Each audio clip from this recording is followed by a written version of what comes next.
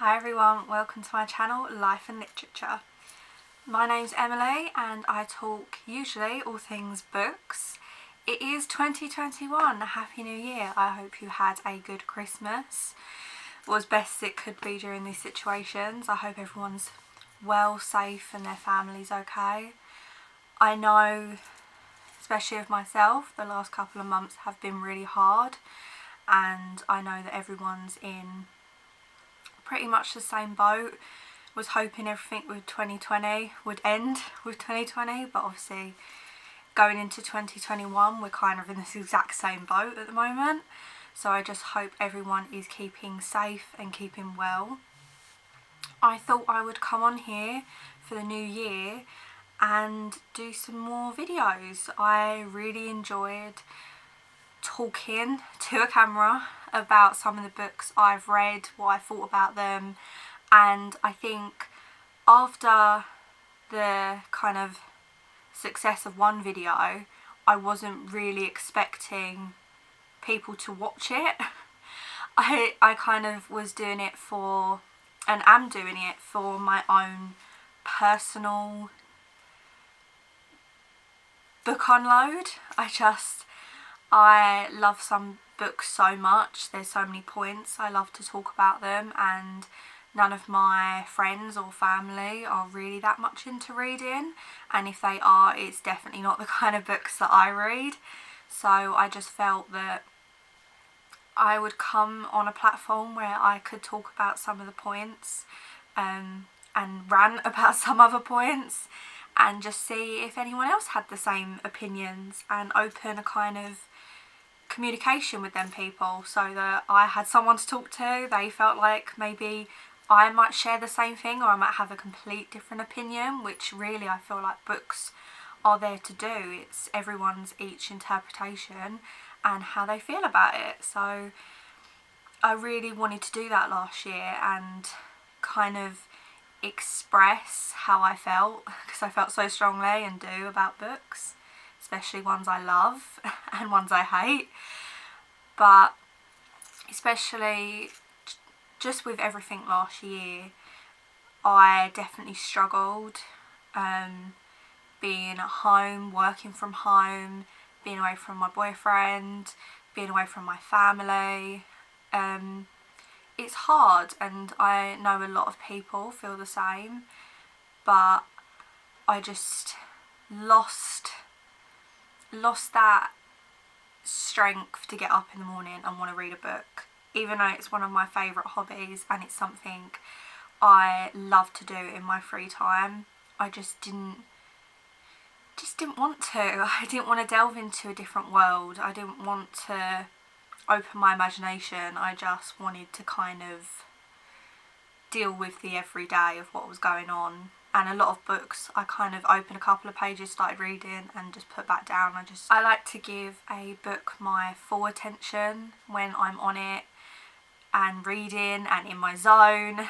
I like to make sure I've got drinks beside me, snacks if I need them, tissues in case I cry, and my phone is usually beside me on silent, because I like to give my full focus the brain space to really take in everything, because someone's spent a long time writing that book, and whether I personally like it or not, I still like to give it the full chance. I do read till the end, and I feel like I just didn't have that. I didn't have that need or want to open a book and give it my full attention, which is sad, because I really love reading. So at Christmas, as a lot of book enthusiasts do, and I decided I was going to buy a couple of books that I'd had in my wish list for a couple of months, and I also got a few gifted to me. So I just thought I'd come on here, start this up again, share what things I bought myself and what some were gifted to me by friends and family, and get back into reading again, because with everything that's going on in the world, sometimes you need to zone out and need that outlet. So I thought I'd share them with you. And yeah, so I hope you enjoy. If that's something you'd be interested in, then please keep on watching. Okay, so the first book that I gifted myself is The Garden of Lost and Found by Harriet Evans. I just saw this and thought, firstly, this is just a beautiful book. I just thought I'm always drawn to anything that's very floral and just kind of intriguing. I know they say you shouldn't judge a book by its cover, but sometimes that is the first thing that draws me in. Then when I read it, then the blurb says, England 1918, to the millions who queue to see it, The Garden of Lost and Found is an exquisite painting of childhood innocence. To Liddy, whose children play in that painted garden, it is a portrait of all she has lost. For her great-granddaughter Juliet, it's an inheritance of secrets she must try to understand. And Ned Horner, the genius who painted it, he only wanted to create a refuge from the outside world, but in so doing set his family on a path of destruction. Lose yourself in this unputdownable tale of the enduring power of family love told by 3 generations of extraordinary women. Now, I love this because the idea of, firstly, the 3 generations, I do love in books, especially when it's told from different viewpoints, and I love the premise of it, that there's this painting that's got some secrets from the family. I do love a secret in a book, and it's nice to see how something someone does can affect every generation within their family, and it holds so much importance. I had to get it for myself. I just thought it looked just lovely, and there was a lot of good reviews from what I saw as well. It got good. This one has a sticker saying it's the winner of Good House in Book of the Year. I don't know what year, because I don't know exactly when this came out. I just know as soon as I saw it, I put it in my wish list. And I also love the back and forth of time. I love books that are set in like 1900s. I kind of love the fascination with it, the time, the period. Not so much women's rights and what we could actually do and how we were kind of managed, but I love the contrast of different generations. It's one of the things when you talk to your grandparents or you talk to someone who lived during that period, the way they kind of tell stories is so different to probably definitely how we tell them now. So I had to get this for myself, so I am going to read it in probably the next coming months, and then if I enjoy it or don't, I'm probably going to sit on here and do a review. So if that's something you would be interested in, then please comment below. The next book was a gift given to me by a friend. It's 20s Girl by Sophie Kinsella. Now, this author my friend really loves. That's the only author that she does read from. She just prefers her writing style compared to anybody else's, which is fine. Everybody's different. So I'm interested to dive into this. I think she got the 20s Girl because I'm in my 20s probably. But on the blurb it says, if you suddenly had a friend that only you could see or hear, what would you do? You could worry that your stressful life has tipped you over the edge and you have lost the plot big time. You could hide under your duvet hoping that it would go away. That's probably what I would do. Or you could have some fun. You could make your ex-boyfriend take you back. Ooh. You could solve the mystery of the dragonfly necklace. Make a fool of yourself many times. Get your business back on its feet. You could dance with a gorgeous man who just can't resist you. And you could discover the best friend you ever had. That's probably why my friend got it. So I'm quite interested because it has quite a lot of reviews. I know Sophie Kinsella is a very good author, and she does know how to write. I think definitely, well, for anyone, I think she has an interesting way of conveying joy and laughter through words. So I'm quite interested. I can see why my friend picked this out for me. So I'm quite interested to read this. It's not something I would have necessarily picked up, just because I'm more of a fantasy thriller kind of reader. I love all kinds of books, and definitely kind of girl power. Obviously The Garden of Lost and Found is 3 generations of women, so definitely loving the female writers at the moment. So yeah, I'm really excited to try this. If you have any kind of other recommendations for Sophie Kinsella, I would like to read more of her books, because I know she has got quite a few. So if you have any recommendations, I'd love to hear them. Okay, so the third book that I actually got myself, which I've been wanting, is Jojo Moyes, The Giver of Stars. I got this in paperback, but I was really wanting it in hardback as well, because the hardback cover was beautiful. Also, I prefer hardbacks, just aesthetically, because I do have quite an abundance all over here. I have 2 shelves, and I have quite a few on my wardrobe now as well, and I'm running out of space. But something about a hardback cover I do love. But also I did love this cover as well, because it's just bookends, and I just thought this just was beautiful. I love Jojo Moyes. I've read her Me Before You books, and I do like her writing style. I find it a lot more comfortable, very well paced, and very intriguing. She has a way of, without actually having any mystery to solve, a way of keep engulfing you in a story and wanting you to go straight to the next page, and I really love that.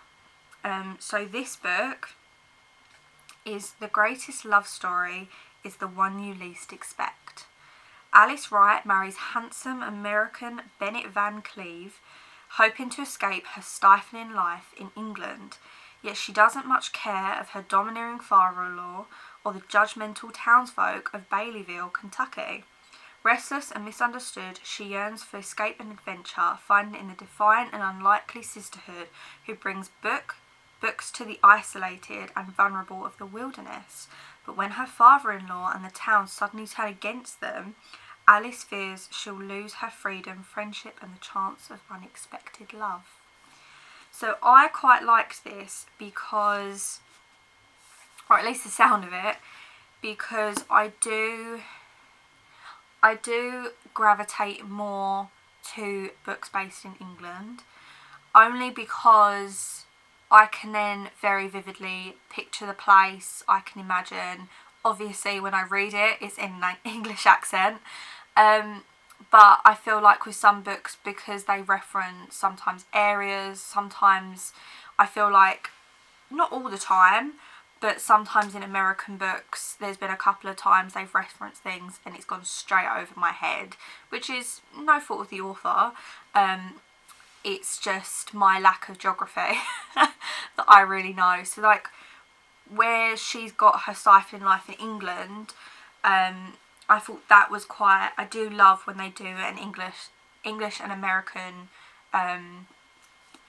kind of balance. I do like when they do the contrast as well, because I feel like American humour and English humour is very different, and it'll be interesting, I think, to see how she, obviously from even the blurb, is not dealing well with the kind of domineering father-in-law and judgmental townsfolk, so she's kind of already gone into a different environment and seeing how she copes with that. And I guess the book element as well really got me, going to take books in isolated and vulnerable areas. I feel like she's going to meet some really interesting people and probably learn a lot about the world, about herself maybe. And I don't know what time frame this is done within. I don't know whether the unexpected love is still her husband, or maybe somebody else. So I'm quite excited to read this one. I've really kind of, since it came out, I've been wanting it and just thought, do you know what, after the shitty year, I'm just going to get myself some nice books, put them on my bookshelf and slowly read through all of them. And then I'll do the same thing next year, or end of this year now, end of 2021. So I'm really excited. If you have any kind of recommendations which are similar to this, then I would love to hear them.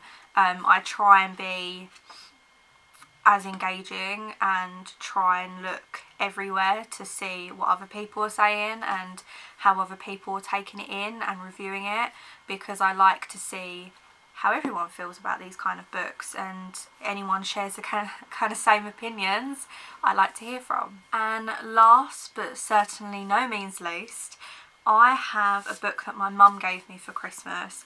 Now, she said she got this because not only did she think it sounded like a good book, she also wanted to read it. So she thought if she gave it to me first, I'd tell her if it was good or not, and then she'll read it. Which, I don't know, it might be another year till she reads, because she only usually reads when it's summer and she's out in the garden. And even then it's kind of like small and in between. But this is The Thursday Murder Club by Richard Osman. Now this, funny enough, again, this has been on my list. I have a list of different books that I really want to have and I want to try, but I know that I already have a whole stack of books that I want to read, so I try not to have too many on my bookshelf. So when I read one, I usually will go and get myself another one. That's how I kind of try and organise things. Otherwise I end up having a huge pile of books that I haven't read at all. But this has been on my list, and my mum didn't know this was on my list, but still managed to find a really good book that I really wanted. Now, Richard Osman, if you're from the UK, you'll know that he is a co-TV presenter on a show called Pointless. I didn't know when I wanted this book, I recognised the name Richard Osman, but I didn't realise and put two and two together. But it has got a picture of him, so that's him. So even if you are not aware of the show, you might recognise his face. But this is his first novel. Now, obviously, if you're not from the UK, I'm assuming this is everywhere. I hope so, because I don't think you have to be in the UK to get all the references. There is a lot of things mentioning places that are near me, which I loved. I love seeing in a book an area I know, because it's just, I don't know, it's like when you hear something on TV and you're like, I live there. Not obviously if it's a bad, not if they're slating it, but he talks very highly of some of the areas that I have been to, and there are some beautiful places in Kent where I live, and kind of just surrounding areas. So it's really nice when he talks about parts of England and kind of the countryside, and I love them kind of little references, because I have already started reading this. As soon as I got this for Christmas, I started reading it.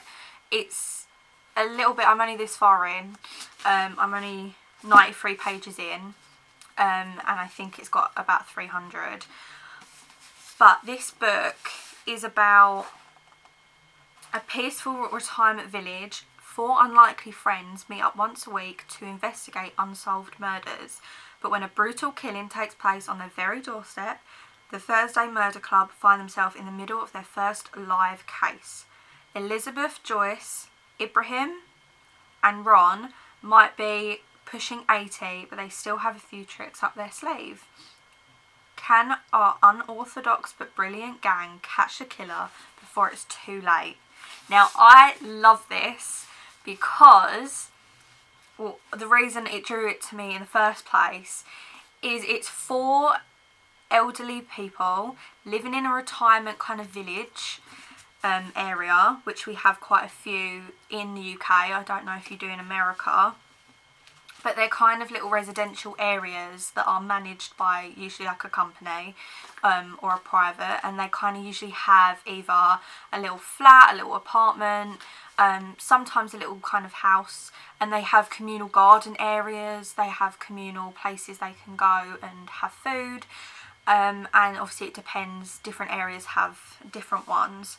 And this little treasure of a village, a little retirement home place where these friends meet, and they're all such characters, and the way it's written is not as if it's one chapter one of them speaking, one chapter another speaking.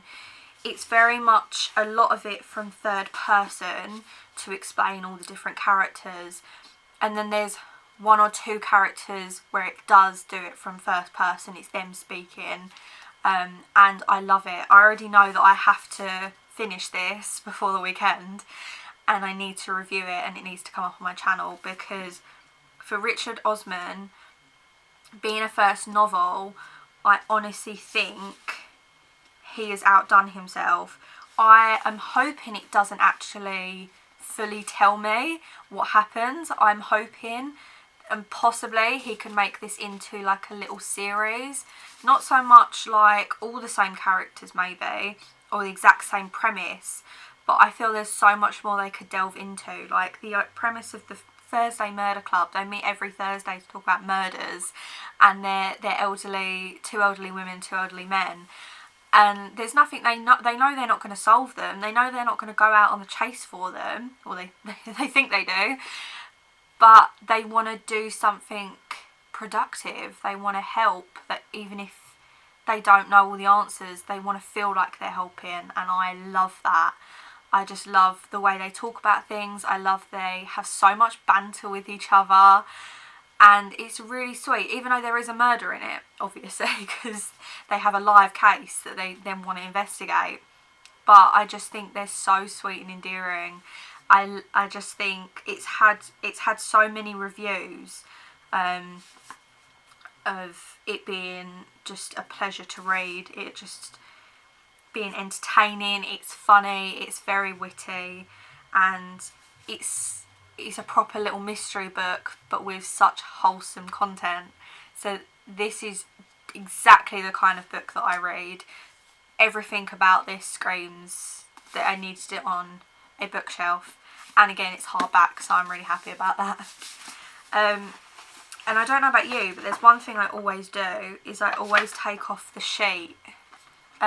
Not when I have it on a bookshelf, but I always take off a sheet and I check under to see if there's anything, and it's got a little fox, which, well, I think it's a fox because it's on the front as well, because foxes are very common in the UK, unfortunately, and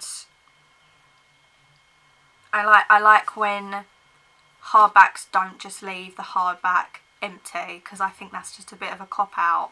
I do love pages on books. I think the colours are there to captivate you, and I'm going to try and pick these all up, which probably isn't going to end well for me, but I just love when they're all just so gripping. I feel like it doesn't take a lot, even with Sophie Kinsella, you don't have to do much, they don't have to go overboard or elaborate on their book colours. I think even simplicity goes a long way.